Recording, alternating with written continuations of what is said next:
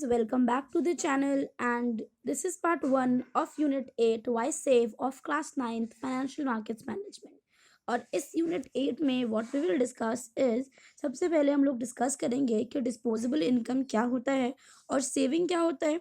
फिर simple interest कैसे calculate करते हैं, कंपाउंड इंटरेस्ट कैसे कैलकुलेट करते हैं, एंड द रूल ऑफ 72 और डबलिंग पीरियड क्या होता है। इन सब चीज़ों के बारे में हम डिस्कस करेंगे। और सबसे पहले आपको बता दूं कि अगर आपने अभी तक मेरे चैनल को सब्सक्राइब नहीं किया है तो गाइस इसको सब्सक्राइब कर लो, क्योंकि सिर्फ 5 या 6 सब्सक्राइबर्स बचे हुए हैं। एंड उसके बाद न्यू ईयर तक हमारे जो फैमिली है, हमारी एफएमएम की फैमिली, इसमें भी 1000 सब्सक्राइबर्स, 1000 मेंबर्स हो जाएंगे। तो अगर आपने अभी तक सब्सक्राइब नहीं किया तो please subscribe the channel. And सबसे पहले हम पढ़ेंगे व्हाट इज सेविंग। सेविंग क्या होता है, तो आप सबको पता है कि पैसे को बचाना क्या होता है, ठीक है। बट फाइनेंशियल टर्म्स में इसको थोड़ा सा और जानेंगे कि क्या होता है। It's always nice to live in a big house, own a nice car, go on a vacations to beautiful places, है ना। अच्छा लगता है बड़े बड़े घरों में रहना, सुंदर सी कार हो, बड़ी सी कार हो, अच्छी अच्छी जगह छुट्टियां मनाएं। We all enjoy these things, don't we? But ask your parents how they are able to provide you with some of these nice things in life, and the answer you will get is that they have saved money for it. ये simple सी बात है। ये बोल रहे हैं कि अगर आप कहीं जाते हैं और अपने पेरेंट्स से पूछे कि पापा या मम्मी आप लोग कैसे हमें उस जगह तक ले जाते हैं, कैसे हमारे सपनों को पूरा पूरा करते हैं, तो वो लोग यही बोलेंगे कि हम लोग इसलिए तो पैसे को सेव करते हैं अपने बच्चों के लिए या फिर अपने आगे वाले टाइम के लिए। Savings is keeping aside. Saving क्या होता है? Is keeping aside a part of the money you earn for future needs. It allows you to enjoy the things you wish. एक बार फिर से करेंगे। Savings is keeping aside a part of the money you earn for future needs. It allows you to enjoy the things which you wish to do such as vacations in a nice hill station. और ये वाली जो line मैंने underline करी है, यहाँ तक आपको अगर पेपर में आपसे पूछा जाता है सेविंग क्या होता है तो यहाँ तक लिखना है, savings is keeping aside a part of the money you earn for future needs. अपना जितना भी आप अर्न करते हो उसमें से आप कुछ पैसे को बचा देते हो, कोई भी चीज़ को आप बचा कर रख देते हो। तो क्यों बचाते हो? ताकि आपके फ्यूचर नीड्स में वो काम आए, ठीक है ना। तो इसी को हम बोलते हैं savings. Savings can be termed as disposable income, income after taxes minus spending. देखो, और इन्होंने बोला था कि डिस्पोजेबल इनकम क्या होता है ये भी बताएंगे।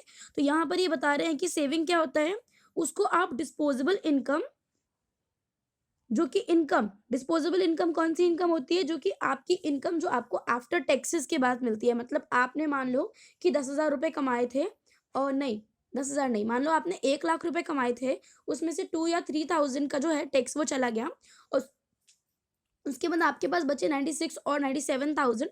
तो ये वाली जो इनकम है, और उसमें से भी अगर आप माइनस कर दोगे अपने स्पेंडिंग, ठीक है, जो 97,000 मैं आपको बता रही हूँ ये तो डिस्पोजेबल इनकम है, जिसमें से 3,000 टैक्सेस डिडक्ट हो गए, ठीक है, तो वो हो गया डिस्पोजेबल इनकम।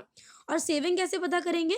कि जितनी भी आपकी इनकम थी, मान लो कि 97,000 में से आपने क्या करा, आपने 80,000 आपने खर्च कर दिए, ठीक है। तो जो 17,000 थे वो आपकी क्या है? वो आपकी है सेविंग, ठीक है। यहाँ से आपको समझ में आ गया कि सेविंग क्या होती है। डिस्पोजेबल इनकम वो इनकम होती है जो कि आपको टैक्सेस डिडक्ट होने के बाद मिलती है, ठीक है।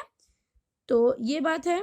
अब आगे बढ़ते हैं, आगे बढ़ेंगे, देखेंगे डिस्पोजेबल इनकम क्या होती है। यहाँ पे बस वही उसी तरीके से लिखा हुआ है, डिस्पोजेबल इनकम जो भी आपकी स्पेंडिंग है उसमें आप अपनी सेविंग को प्लस कर दो तो आपकी डिस्पोजेबल इनकम बन जाएगी। देखो, मैंने आपको पिछले ऊपर वाले एग्जाम्पल में बताया था कि आपने कितना खर्च किया है, आपने 80,000 रुपये खर्च किया है, और आपकी सेविंग कितनी है? 17,000 है, ठीक है।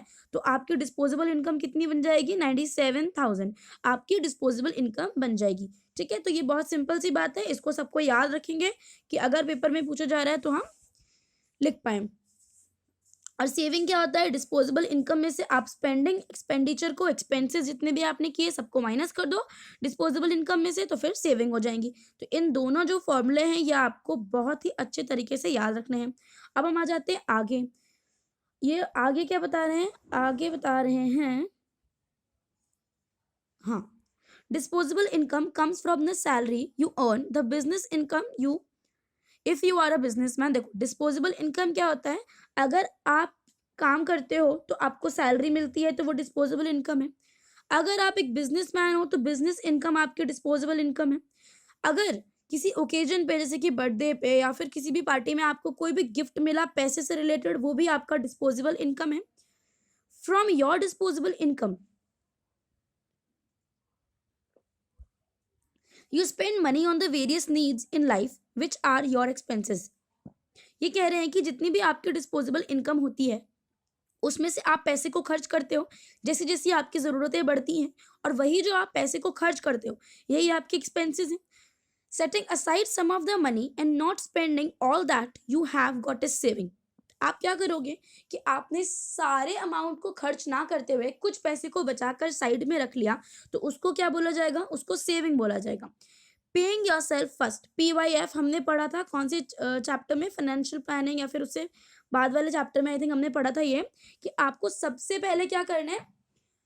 अपने आप को पे करना है, और अपने आप को पे करने का ही मतलब होता है सेविंग करनी है। ठीक है, सेविंग बिफोर स्पेंडिंग, मतलब आपको आपने जितना भी अर्न किया उसको खर्च करने से पहले आप उसमें से कुछ ना कुछ पार्ट जो है आपको सेव करके रखना है। Incentives for savings may be many, और सेविंग के जो इंसेंटिव हैं, बेनिफिट है, वो बहुत ज़्यादा हो सकते हैं। A desire to buy something for someone और buy something for yourself, and buy to buy a very expensive thing like a house और a car to meet emergencies which might arises etcetera. मतलब अगर आपको future में कुछ भी खरीदना है, कुछ भी परचेज करना है, कुछ भी आपको चीज़ चाहिए, तो अगर आपने अपने पैसे सेव करके रखे हैं तो you can buy that particular thing, and if you have not done so तो आपको दिक्कत होगी। It all depends on what are the goals you have chosen in life. Achieving those goals requires saving. और जो भी आपके financial goals होते हैं उनको पूरा करने के लिए आपको क्या चाहिए? आपको चाहिए सेविंग। और गाइस यहाँ पर हम सिर्फ फाइनेंशियल गोल्स की बात नहीं करें, बट अगर हमें लाइफ में कोई भी चीज़ अगर चाहिए, अगर मतलब आप कुछ भी लेना चाहते हो, मान लो आप अगर अपने नंबर भी अच्छे लाना चाहते हो ना, तो बेसिकली उसको लिए भी आपको कुछ ना कुछ सेविंग अपने पास ज़रूर चाहिए। क्यों? क्योंकि आप अगर आपके पास रिसोर्सेज़ ही नहीं है पढ़ने के लिए, बुक्स नहीं है, कॉपी नहीं है, किताब नहीं है, रिफ्रेशर नहीं है, पेन नहीं है, पेंसिल नहीं है, वगैरह-वगैरह, तो आप नहीं कर सकते। तो ठीक है ना, पैसा बहुत इम्पोर्टेंट चीज़ है, सबसे ज़्यादा इम्पोर्टेंट चीज़ नहीं है, पर थोड़ी-सी इम्पोर्टेंट है। Start saving early in life so that as time goes you have more and more money to enjoy things। इसलिए ये क्या बोल रहे हैं कि अपनी लाइफ में बहुत अर्ली, जैसे जब आप बचपन में होते हो, अगर आपको थोड़ी सी अगर पैसा अगर कहीं से मिल जाता है तो उसको भी मतलब आई एम नॉट सेइंग कि पूरा बचा के रख लो एकदम पूरे बुढ़े लोगों की तरह बिहेव करना शुरू कर दो, नहीं, एंजॉय भी करो बट कुछ कुछ सेव करो, क्योंकि आगे आने वाले टाइम में आपको वही हेल्प करेगा। The money you have saved earns interest. और जो भी मनी आप सेव करते हो अगर आप उसको किसी को दे दो मतलब अगर आप उसे बैंक को दे दो, आप उसको स्टॉक मार्केट में लगा दो, वगैरह वगैरह, तो आपको इंटरेस्ट भी मिलेगा, डिविडेंड कुछ मिलेगा, है ना। बैंक में अगर आप लगाओगे तो आपको क्या मिलेगा? आपको इंटरेस्ट मिलेगा। और interest allows your money to grow and become more than what you originally saved. In short, money saved is money earned. ये क्या बोल रहे हैं कि जो इंटरेस्ट है वो आपको आपकी मनी को ग्रो करने में हेल्प करता है। जितना भी पैसा आपने ओरिजिनली सेव किया था वो ज़्यादा हो जाता है जब उस पर इंटरेस्ट लग जाता है। और इसी टाइप के दो इंटरेस्ट हम पढ़ेंगे, सिंपल इंटरेस्ट और कंपाउंड इंटरेस्ट, जो कि आप सबको निकालने आते ही होंगे। 8th में सबने सीखा है ये कि सिंपल इंटरेस्ट और कंपाउंड इंटरेस्ट कैसे निकाला जाता है। इन short, money saved is money earned. और शॉर्ट में अगर हम बात कहें तो जो मनी आपने सेव किया है वही मनी अर्न होती है। मतलब कि अगर आपने कुछ पैसे को सेव किया, फिर आपने उस पर इंटरेस्ट लिया, है ना, आपने उस पर मान लो 100 रुपए का इंटरेस्ट ले लिया, तो समझ लो कि वही आपने कमाए हैं, है ना, वही आपने पैसे कमाए हैं। बट जिस पैसे पर आपने 100 रुपए का इंटरेस्ट कमाया है, अगर आपने वो सेव ही नहीं किया होता तो आपको 100 रुपीज़ का ये इंटरेस्ट मिल जाता? नहीं मिलता, ऑफ कोर्स, है ना, नहीं मिलता, बिल्कुल भी नहीं मिलता।